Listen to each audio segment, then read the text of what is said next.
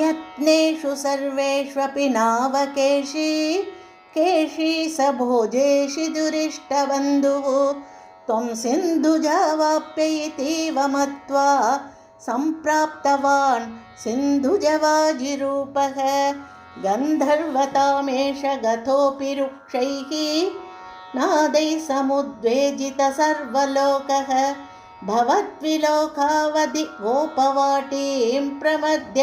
पापः पुनरापतत्वाम् ताक्षार्पिताङ्ग्रैस्तव ताक्षयेषः शिक्षे भवक्षो भुवि नामपादं भृगुपदाघातगतां निशम्य स्वेनापि शक्यं तदिदीव मोहात् प्रवञ्चयन्नस्य कुराञ्जलं त्राक् अमुं च चिक्षेपित दूरदूरं सम्मूर्छितोऽपि ह्यतिमूर्छितेन क्रोधोष्मना खादितुमात्रतस्त्वां त्वं वाहदण्डे कृदधिश्च वाहादण्डं न्यदास्तस्य मुखे तदानीं तद्भृद्दिरुद्धस्वशनो गतासुः सप्तीभवन्नप्ययमैक्यमागात् आलम्भमात्रेण पशोः सुराणां प्रसादगे नूत्नैवाश्वमेधे कृते त्वया हर्षवशात् सुरेन्द्राः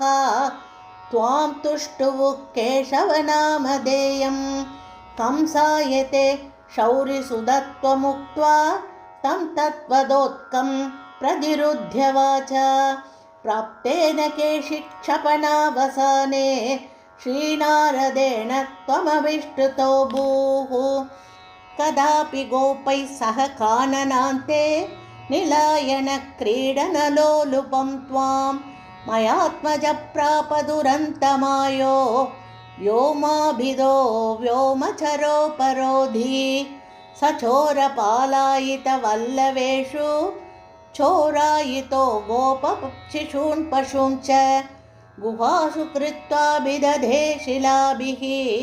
त्वया च बुद्ध्वा परिमर्तितोऽभूत्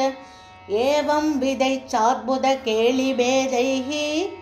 आनन्दमूर्च्छाम् अतुलां व्रजस्य पदे पदे नूतनयन् असीमां